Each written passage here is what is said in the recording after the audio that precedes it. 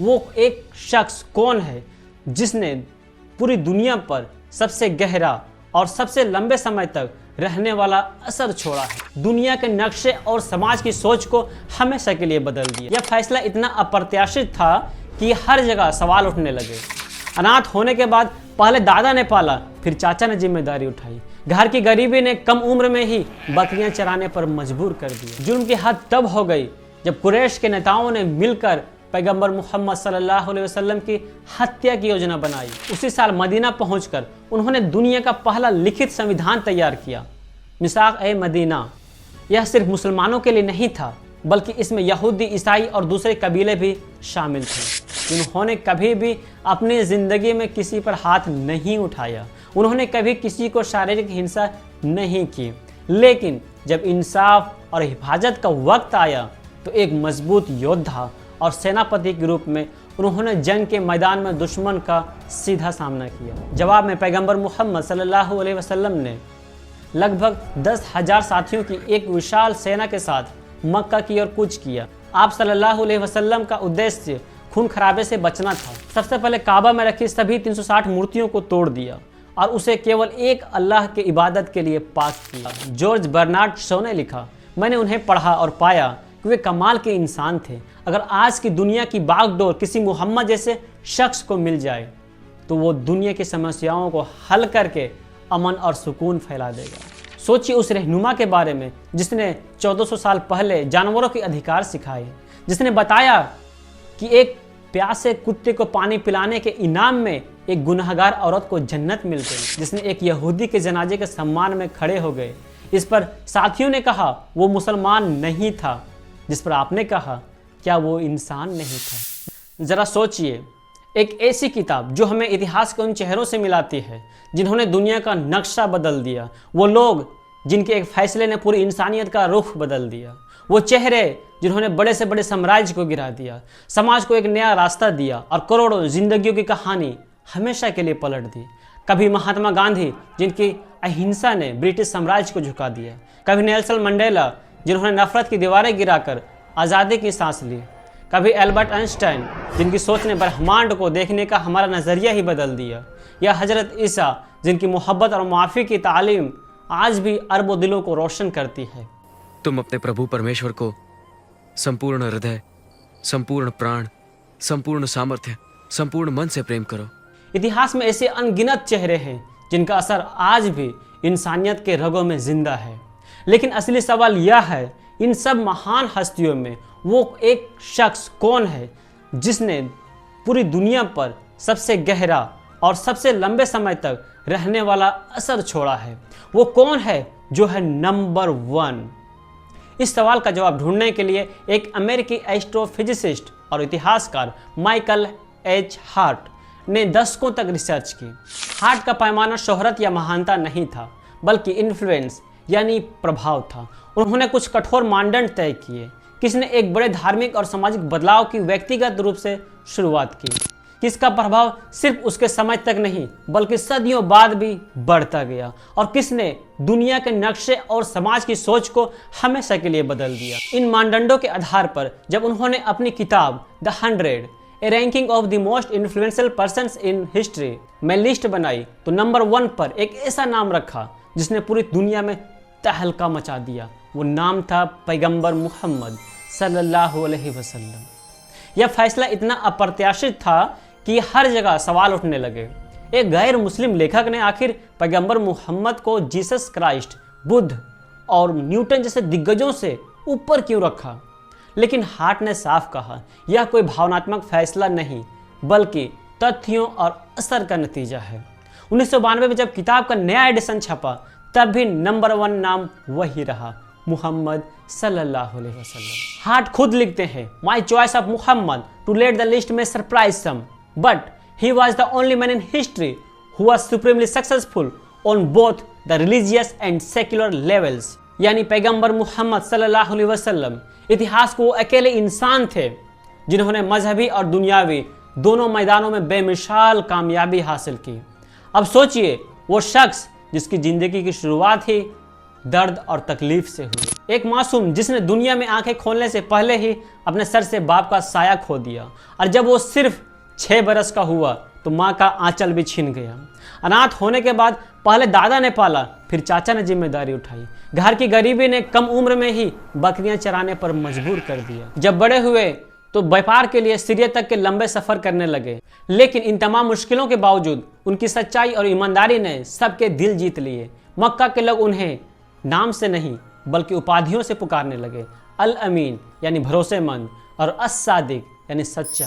जरा उस दौर के समाज पर गौर कीजिए, जहां बेटियों को जिंदा दफना दिया जाता था, जहां मामूली बातों पर कबीलों में यानी अलग अलग ग्रुप और ट्राइब्स में सदियों तक खून खराबा चलता रहता था, जहां शराब, जुआ और औरतें सिर्फ एक समान थी। और इसी अंधेरे से मोहम्मद सल्लल्लाहु अलैहि वसल्लम ने रोशनी फैलाई। उन्होंने तौहीद यानी एक ईश्वर का पैगाम दिया। उन्होंने सबको इंसाफ और बराबरी सिखाई। उन्होंने औरतों, गरीबों और गुलामों को वो हक दिए जिनका कोई तसव्वुर भी नहीं कर सकता था। और उनकी तालीम इतनी ताकतवर थी कि एक अकेले इंसान ने पूरी अरब को बदल दिया जो जंग और जहालत में डूबा हुआ था। माइकल हार्ट ने सीधा तुलना करते हुए लिखा कि हज़रत ईसा अलैहिस्सलाम एक महान रूहानी उस्ताद थे, लेकिन उनकी ज़िंदगी का दायरा सिर्फ रूहानी रहा। वे ना शौहर बने, ना वालिद, और ना ही उन्होंने किसी रियासत को संभाला। लेकिन पैगंबर मोहम्मद सल्लल्लाहु अलैहि वसल्लम की ज़िंदगी हर पहलू में एक मुकम्मल मिसाल थी। एक पिता के तौर पर अपने बच्चों की परवरिश की, एक शौहर के तौर पर 25 साल की उम्र में आपने खुद से उम्र में बड़ी एक कामयाब व्यवसायी और विधवा हजरत खदीजा से निकाह किया। 25 साल तक वही उनकी एकमात्र पत्नी रही। उनकी वफात के बाद आपने समय के साथ 10 और निकाह किए। वे सारे विधवा और तलाकशुदा थे, केवल आयशा रजी अल्लाह अन्हा को छोड़कर, जिनका शादी के समय उम्र को लेकर स्कॉलर्स के बीच मतभेद है। ये सारे शादियां महिलाओं को इज्जत और सहारा देने के लिए थे, जिन्हें समाज ने बेसहारा छोड़ दिया था। कुछ निकाह कबीलों को जोड़ने और सामाजिक सुधार के लिए थे। पैगंबर मोहम्मद सल्लल्लाहु अलैहि वसल्लम के लिए एक पिता के रूप में जीवन बहुत कठिन परीक्षाओं वाला था। आपकी कुल 7 संतानें थीं, 3 बेटे और 4 बेटियां। अपनी एक बेटी फातिमा रजी अल्लाह अन्हा को छोड़कर आपने सभी संतानों को अपनी आंखों के सामने इस दुनिया से जाते हुए देखा। यह आपके जीवन के सबसे बड़े दुखों में से एक था, लेकिन हर हाल में अल्लाह के फैसले पर सब्र और रजामंदी का बेहतरीन उदाहरण पेश किया। एक लीडर के तौर पर आपने बिखरे हुए कबीलों को जोड़कर एक मजबूत राष्ट्र की नींव रखी। सोचिए उस शासक के बारे में जिसके हाथ में पूरे अरब की सत्ता थी, लेकिन जिसके घर में कई कई दिन चूल्हा नहीं जलता था, जो फर्श पर एक खजूर की चटाई पर सोते थे। जब सहाबी यानी आपके साथी हजरत उमर ने आपकी पीठ पर चटाई के निशान देकर रोना शुरू किया, तो आपने फरमाया, उमर, क्या तुम इस बात पर राजी नहीं कि दुनिया उनके लिए हो और आखिरत यानी परलोक हमारे लिए। उन्होंने दुनिया को दिखाया कि असली बादशाहत दिलों पर होती है, महलों पर नहीं। एक योद्धा के तौर पर आपने कई जंगें लड़ी और उनमें भी इंसाफ और रहमत के नियम थे। इन जंगों का उद्देश्य डिफेंसिव थी, मुसलमानों पर हुए जुल्मों का बदला लेना, व्यापार मार्गों को सुरक्षित करना और इस्लाम के दुश्मनों को कमजोर करना था, ताकि मुस्लिम समुदाय सुरक्षित रह सके। इसलिए हार्ट ने लिखा, मुहम्मद इतिहास को अकेले इंसान है जो दीन और दुनिया दोनों स्तरों पर बेमिसाल कामयाब हुए। मक्का के कुरैश कबीले वालों ने ऐसा जुल्म किया, शायद कोई नहीं माफ करता। शुरुआत में कुरैश कबीले वालों ने मुसलमानों को गालियां दी और उनका मजाक उड़ाया। जब मुसलमान नमाज पढ़ते थे तो उनकी पीठ पर ऊंट की गंदगी डाल दी जाती थी और मुहम्मद सल्लल्लाहु अलैहि वसल्लम के रास्ते में कांटे बिछाए जाते थे। सबसे बुरा जुल्म उन गरीब और गुलामों पर हुआ जो इस्लाम अपनाए थे। हजरत बिलाल को तपती रेगिस्तानी रेत पर लिटाकर सीने पर भारी पत्थर रख दिया जाता था ताकि वे इस्लाम धर्म छोड़ दें और उनके 360 मूर्तियों को खुदा माने जो काबा में था। हजरत सुमैया और उनका परिवार अबू जहल के गुलाम थे। यह बात अबू जहल को पसंद नहीं आया और फिर हजरत सुमैया को पेट के निचले हिस्से में भाले से वार करके शहीद कर दिया। यह क्रूर कृत्य एक महिला का साथ अबू जहल ने तब किया जब उन्होंने इस्लाम छोड़ने से इनकार कर दिया। जब यातनाएं काम नहीं आई तो मक्का के लोगों ने मुहम्मद सल्लल्लाहु अलैहि वसल्लम के पूरे कबीले बने हाशिम पर 3 साल तक सामाजिक और आर्थिक बाइकआउट किया। जुल्म की हद तब हो गई जब कुरैश के नेताओं ने मिलकर पैगंबर मोहम्मद सल्लल्लाहु अलैहि वसल्लम की हत्या की योजना बनाई। इन लगातार जुल्मों के कारण अंत में मोहम्मद सल्लल्लाहु अलैहि वसल्लम और उनके सभी साथी को मक्का छोड़कर मदीना जाना पड़ा। यह घटना इस्लामी इतिहास में हिजरत के नाम से जानी जाती है, जो 622 ईस्वी में हुई थी। उसी साल मदीना पहुंचकर उन्होंने दुनिया का पहला लिखित संविधान तैयार किया, मिसाक ए मदीना। यह सिर्फ मुसलमानों के लिए नहीं था, बल्कि इसमें यहूदी, ईसाई और दूसरे कबीले भी शामिल थे। इसकी शर्तें आज भी हैरान कर देती है। सबको बराबर के अधिकार मिलेंगे, सबको अपने अपने मजहब पर चलने की पूरी आज़ादी होगी और बाहर से हमला होने पर सब मिलकर शहर की हिफाजत करेंगे। सोचिए, उस दौर में उन्होंने एक बहुलवादी समाज की नींव रखी, जहां मजहब नहीं, इंसानियत सबसे ऊपर थी। यही नहीं, उन्होंने उस समाज को तालीम की अहमियत समझाई, जो पढ़ने लिखने को ज़रूरी नहीं समझता था। उन्होंने ऐलान किया, इल्म यानी ज्ञान हासिल करो, चाहे इसके लिए तुम्हें चीन ही क्यों ना जाना पड़े। बद्र की जंग में जब दुश्मन सैनिक कैदी बनकर आए, तो उन्होंने पढ़े लिखे कैदियों की आज़ादी के लिए यह शर्त रखी कि वे 10 मुस्लिम बच्चों को पढ़ना लिखना सिखा दें। इतिहास में शायद यह पहली और आखिरी बार हुआ होगा जब किसी ने जंग में कैदियों को शिक्षक बना दिया हो। उनकी ज़िंदगी का सबसे बड़ा कमाल यही था कि उन्होंने कभी भी अपनी ज़िंदगी में किसी पर हाथ नहीं उठाया। उन्होंने कभी किसी को शारीरिक हिंसा नहीं की। लेकिन जब इंसाफ और हिफाजत का वक्त आया, तो एक मजबूत योद्धा और सेनापति के रूप में उन्होंने जंग के मैदान में दुश्मन का सीधा सामना किया।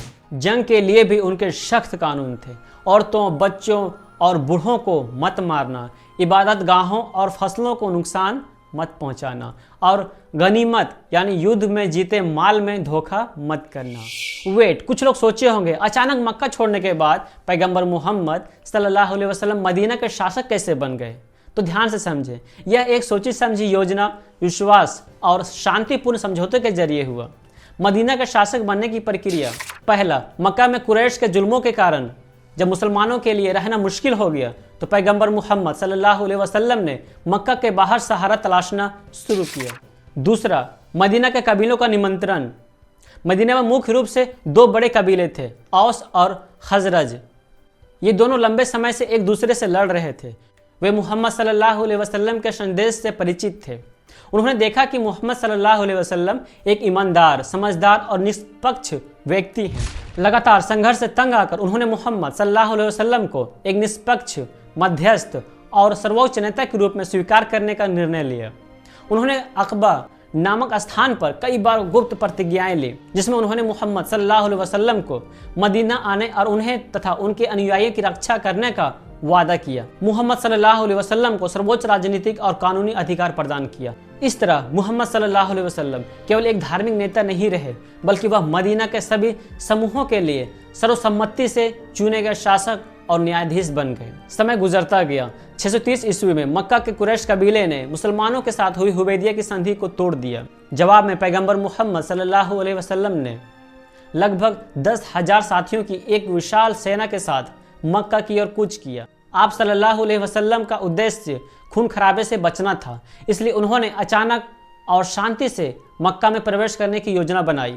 मक्का के नेता अबू सुफियान ने आपकी ताकत देखकर आत्मसमर्पण कर दिया और इस्लाम कबूल कर लिया। मोहम्मद सल्लल्लाहु अलैहि वसल्लम ने ऐलान किया कि जो कोई अबू सुफियान के घर में, अपने घर में या काबा में पनाह लेगा, उसे माफ़ कर दिया जाएगा।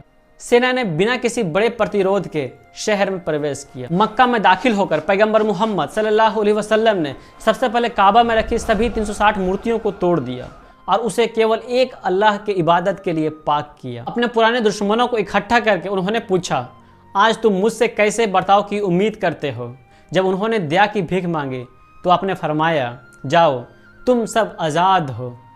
इस ऐतिहासिक माफ़ी और शांतिपूर्ण विजय का लोगों पर गहरा असर हुआ और मक्का के अधिकांश लोगों ने इस्लाम कबूल कर लिया। यह इस्लाम के इतिहास का एक निर्णायक मोड़ था। अब मोहम्मद सल्लल्लाहु अलैहि वसल्लम के हाथ में ताकत थी। वो चाहते तो सालों का जुल्म का बदला ले सकते थे, लेकिन दिल में सिर्फ रहमत था। सबको माफ़ कर दिया। नोबेल पुरस्कार विजेता जॉर्ज बर्नार्ड शॉ ने लिखा, मैंने उन्हें पढ़ा और पाया कि वे कमाल के इंसान थे। अगर आज की दुनिया की बागडोर किसी मोहम्मद जैसे शख्स को मिल जाए, तो वो दुनिया की समस्याओं को हल करके अमन और सुकून फैला देगा। माइकल हार्ट ने लिखा, एक पिछड़े इलाके से उठकर पूरी दुनिया को बदल देना यह इतिहास का सबसे बड़ा चमत्कार है। और दोस्तों, आज के इस दौर में यह बात समझनी और भी ज़रूरी हो जाती है। आज जब हम अक्सर देखते हैं कि कुछ लोग पैगंबर मोहम्मद सल्लल्लाहु अलैहि वसल्लम के बारे में बिना गहराई से जाने समझे बुरा भला कहते हैं और उनके नाम पर विवाद और FIR तक की नौबत आ जाती है, तो ये एक सवाल उठता है, क्या कोई भी इंसान, चाहे वो किसी भी मजहब को मानता हो, अगर वो सिर्फ इंसानियत के उसूलों को दिल से मानता है, तो क्या वो सच में पैगंबर मोहम्मद सल्लल्लाहु अलैहि वसल्लम से नफरत कर सकता है? जरा कुछ और मिसालों पर गौर कीजिए। जरा सोचिए उस महिला के बारे में जो रोज उन पर कूड़ा फेंकती थी। जब एक दिन कूड़ा नहीं आया तो वो बदला लेने नहीं बल्कि उसका हाल चाल पूछने उसके घर गए और बीमार होने पर उसकी देखभाल की। नफरत का जवाब मोहब्बत से दिए। यह सोचिए ताइफ की उस बस्ती के बारे में जहां आप उम्मीद लेकर गए थे, लेकिन बदले में लोगों ने आप पर पत्थर बरसाए, आपको इतना जख्मी कर दिया कि आपके जूते खून से भर गए। उस वक्त जब पहाड़ों का फरिश्ता आपके सामने आया और कहा कि सिर्फ हुक्म दीजिए, मैं इस पूरी बस्ती को 2 पहाड़ों के बीच में पीस दूं, तो भी आपने उन्हें बद्दुआ नहीं दी बल्कि उनके लिए दुआ की, नहीं, शायद इनकी आने वाले नस्लों में से कोई एक अल्लाह को मानने वाला पैदा हो जाए। ऐसे जख्मों में भी रहमत थी।